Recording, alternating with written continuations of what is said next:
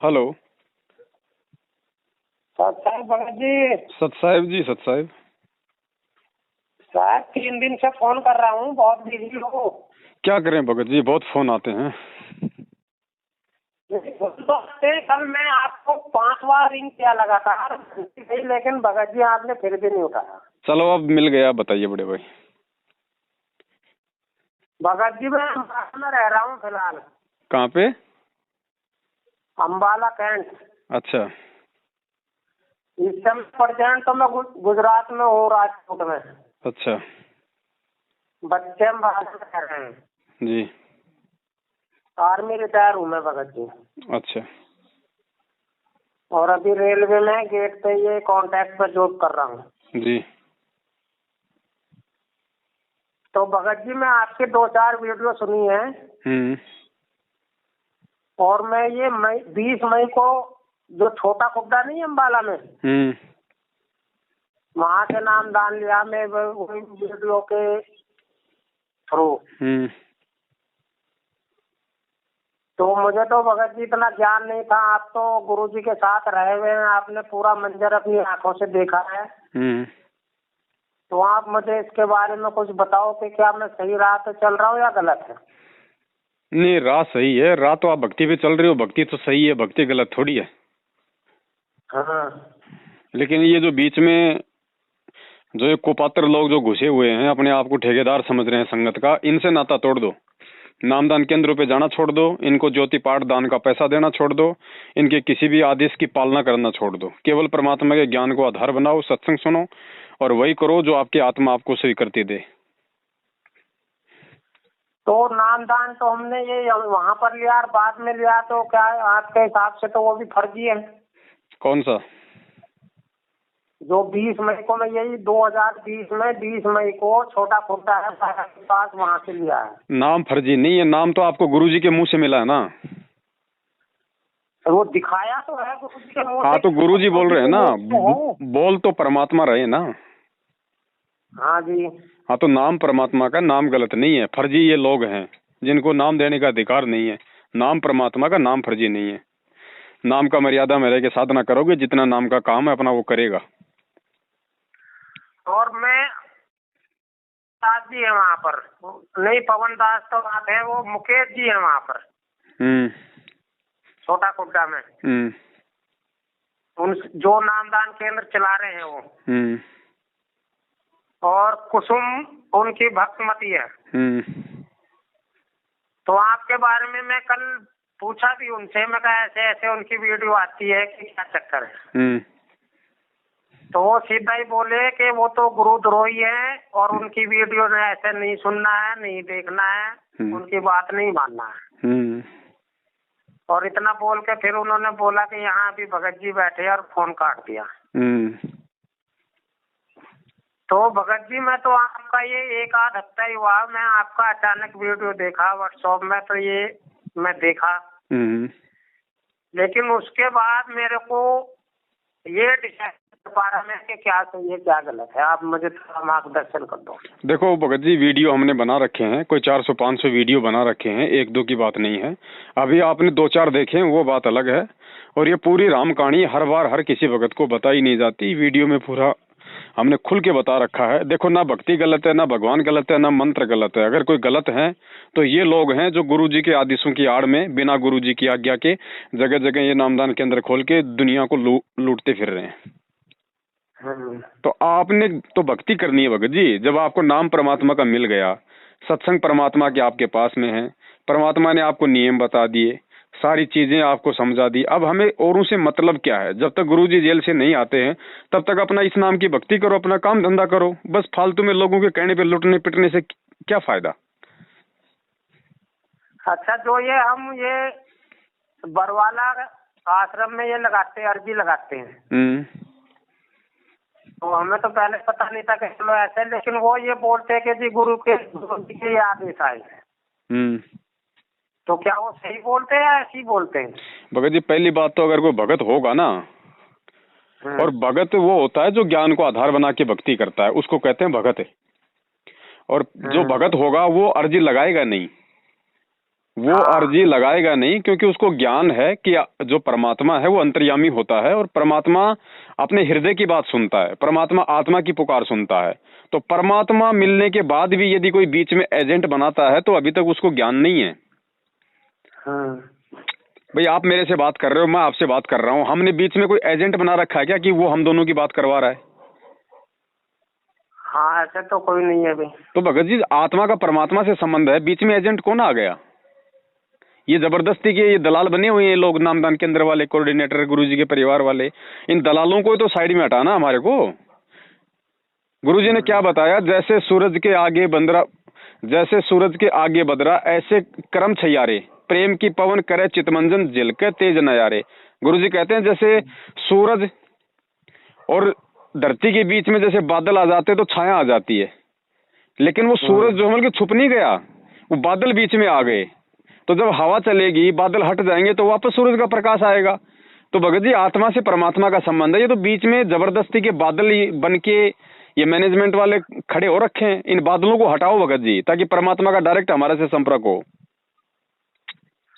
तो अभी तक तो मैं बरवाला गया नहीं हूँ, क्या वहाँ जाना चाहिए या नहीं जाना चाहिए? बरवाला जाने से कोई मोक्ष नहीं होने वाला बड़े भाई। जहाँ परमात्मा है, जहाँ परमात्मा सत्संग करते हैं, जहाँ नाम दीक्षा देते हैं, वहाँ जाने से हमारे को सत्संग का लाभ मिलेगा, आशीर्वाद का लाभ मिलेगा, साधु दर्शन का लाभ मिलेगा। ऐसे बरवाड़ा जाने से क्या लाभ? गुरुजी तो जेल में बैठे हैं, अब बरवाड़ा में धोख लगाओगे तो क्या मिलेगा? वहाँ पे टिंडे मिलेंगे भगत जी, वो तो पत्थर का टुकड़ा है।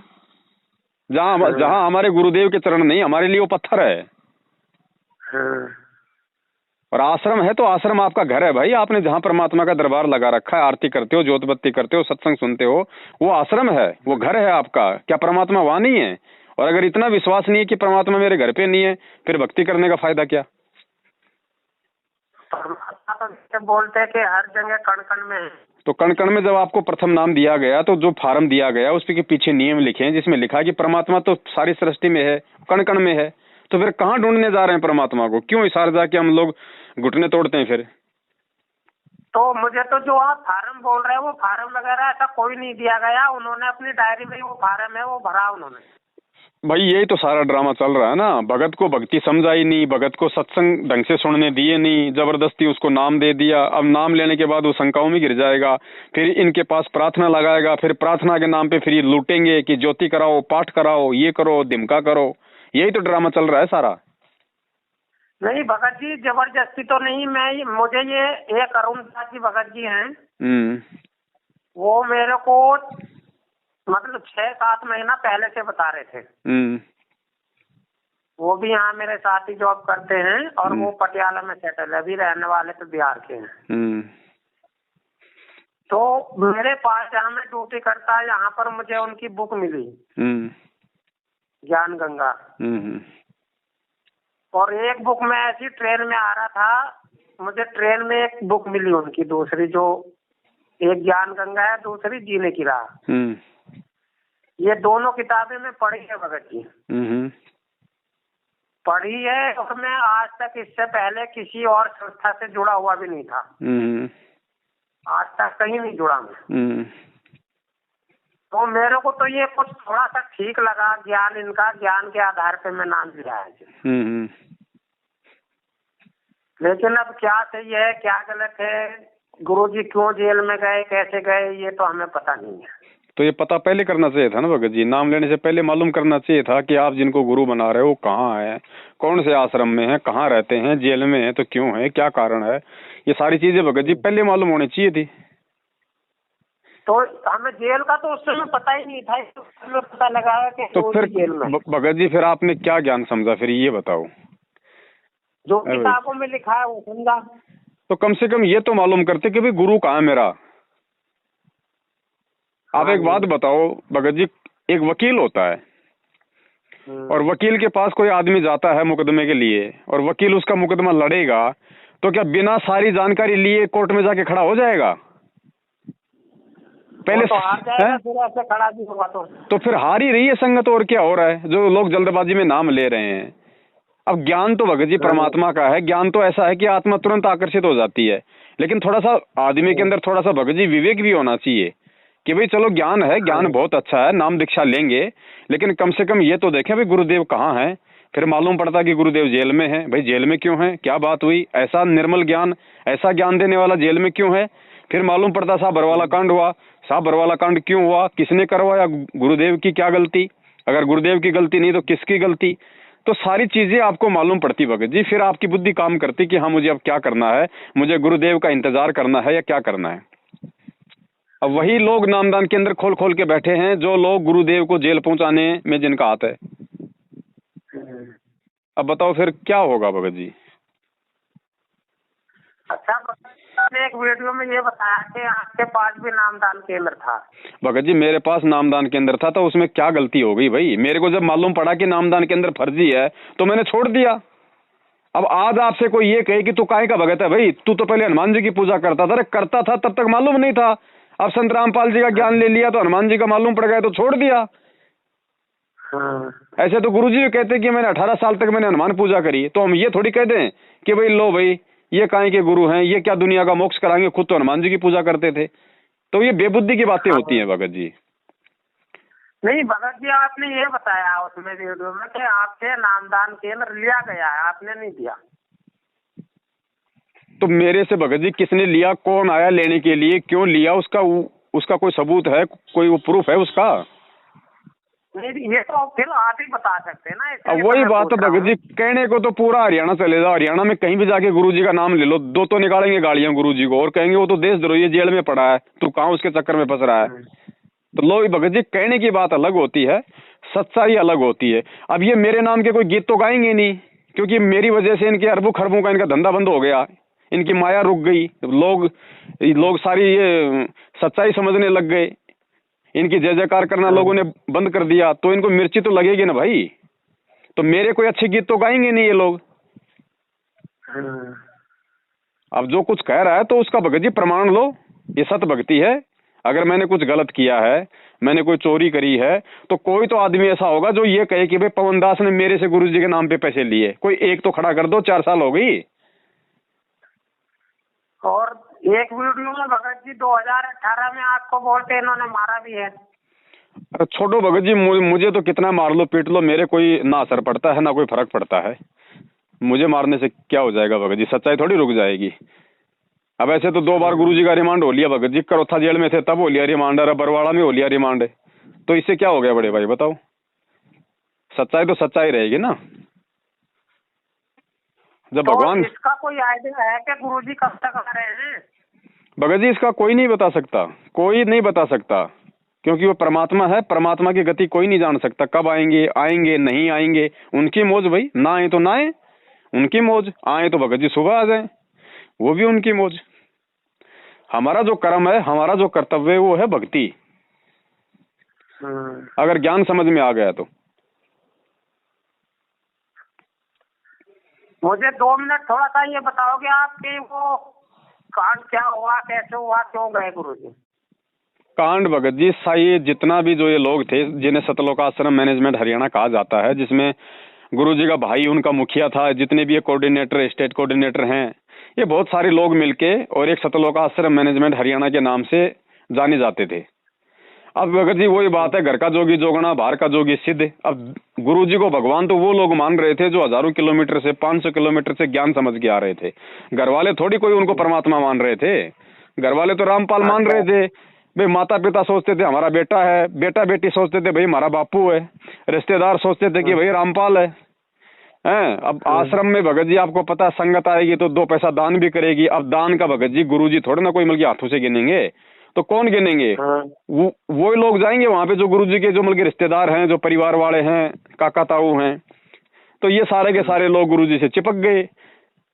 ज्ञान किसी ने समझा नहीं, परमात्मा या गुरु उनको किसी ने माना नहीं, माया के पीछे ये लोग उनसे चिपके रहे। अब संगत बढ़ी तो पैसा बढ़ा तो भगत जी अहंकार आ गया इन लोगों के अंदर। गुरुजी को इन्होंने जबरदस्ती कोर्ट में नहीं जाने दिया, बार बार कोर्ट को गुमराह करते रहिए। 42 बार इन्होंने कोर्ट को गुमराह किया। भाई कभी तो कह दे कि भाई ये मेडिकल लो जी, क्योंकि फर्जी मेडिकल बनवा लेते थे डॉक्टरों को पैसा दे के, भाई रामपाल जी महाराज जी बीमार हैं, बेड रेस्ट पे हैं, तो कोर्ट क्या करे बेचारा, कोर्ट भाई आगे वो और डाल दे तारीख। तो 42 बार इन्होंने कोर्ट की अवमानना करवाई भगत जी, 42 बार। अंत में कोर्ट परेशान हो गया, कोर्ट ने सख्त आदेश निकाल दिया। तो इन लोगों ने भी कि भाई ऐसे कैसे जाने देंगे? कोर्ट हमारा क्या उखाड़ लेगा? हमारे पास लाखों भगत हैं, इतना पैसा है, प्रशासन में जानकारी है। इन्होंने बेचारे भक्तों को काले कपड़े पहना कर गुरु जी का नाम लेके कमांडर बना दिया है। सोचा भाई हम प्रशासन से अमल की टक्कर ले लेंगे। अब प्रशासन से भगत जी कौन टक्कर ले लेगा? है वो फिर ऐसी दुर्गति हुई, सारा तो बरवाला आश्रम का सत्यानाश हो गया, भक्तों की ऐसी की तैसी हो गई। और ये बड़े बड़े जो सूरमा बन रहे थे उस समय, गुरु जी के भाई, बेटा, बेटी, जवाई, ये सारे के सारे आज 6 साल से मुंह छुपाते हुए भगोड़े बन के घूम रहे हैं। फिर इन्होंने दोबारा से उसी गुरु के नाम की आड़ में ये धर्म को धंधा बना लिया। जगह जगह ये 250-300 दुकानें खोल दी नामदान की। आदेश गुरु जी का, काम करो सारे उल्टे। ये हो रहा भगत जी।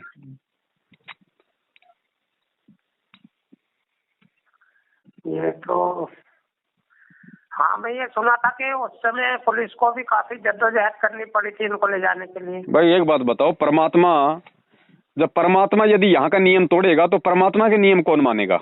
तो परमात्मा तो नियम तोड़ नहीं सकते, गुरुजी तो कानून की उल्लंघना कभी कर नहीं सकते, क्योंकि परमात्मा खुद यहाँ पे एक सभ्य नागरिक की भूमिका करके दिखाता है, तभी तो उनके भगत एक सभ्य नागरिक बनेंगे।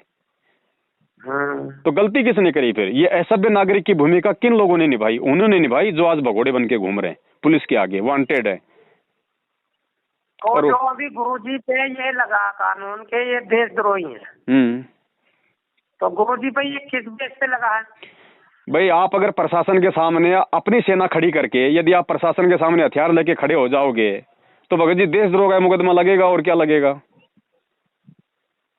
नहीं, ये एकदम से तो साबित नहीं हो सकता, ना ही लगेगा कुछ उससे साबित कहाँ हुआ? तो साबित थोड़ी कर दिया कोई प्रशासन ने मुकदमा लगा रखा है, साबित थोड़ी हो गया।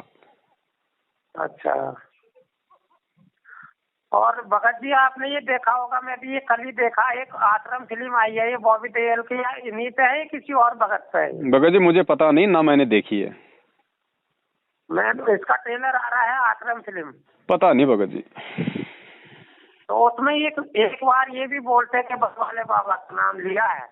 पता नहीं भगत जी, मैंने देखी नहीं, ना मुझे पता है, ना वो देखने की आवश्यकता है हमें।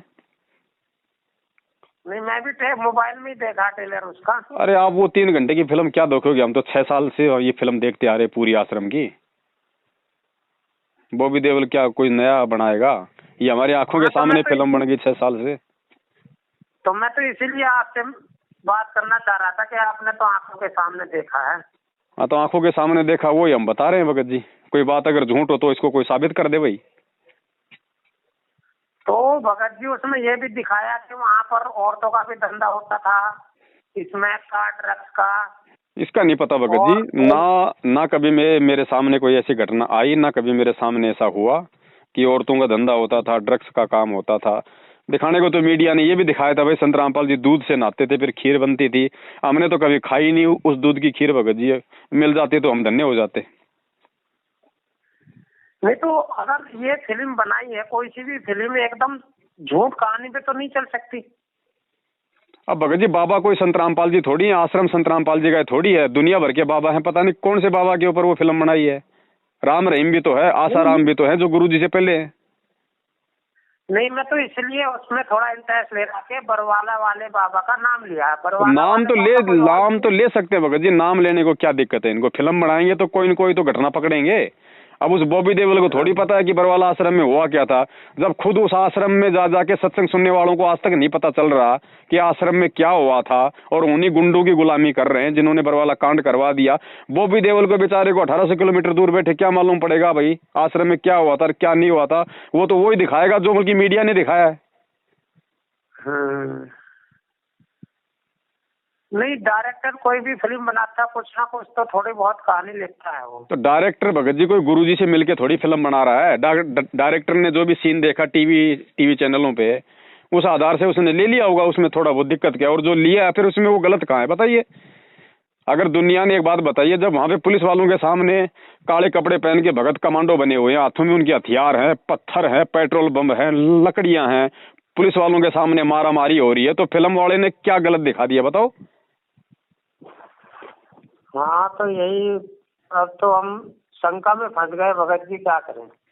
शंका से भगत जी आपको स्वयं ही निकलना पड़ेगा। शंका से आपको निकालेगा ज्ञान, और कोई नहीं निकाल सकता आपको शंका से। आपने भक्ति करनी है तो आपने केवल अपने गुरु और ज्ञान को आधार बना के चलना है। गुरु और ज्ञान को देखो, अगर वो गलत है तो भक्ति गलत है, अगर गुरु सही है, ज्ञान सही है तो सब कुछ सही है। हाँ, तो घरवाला वालों ने मैं जैसे वो अर्जी लगाई तो वो बोलते कि आप अपनी वो पाठ करा लो, ज्योति करा लो, ऐसे बोला उन्होंने। तो भाई करवाओ, अर्जी आपने लगाई है, जवाब उन्होंने दिया है, पाठ आपने करवाना है। नहीं, अभी करवाया कुछ नहीं है मैं। तो आपको लगता है कि आपकी अर्जी गुरुदेव के पास जेल में गई है, गुरुदेव ने आदेश दिया है तो पाठ करवाओ। और आपको लगता है कि भाई गुरुजी के पास कोई अर्जी नहीं जाती है, गुरुजी जेल में बैठे हैं, देशद्रोह का मुकदमा है, कानून की सबसे बड़ी धारा है, स्पेशल सिक्योरिटी सेल में उनको रखा जाता है, आपको लगता है कि अर्जी नहीं गई तो चुपचाप अपनी भक्ति करते रहो। तो भगत जी हम आपसे समय समय पर बातें करते रहेंगे। ठीक है जी।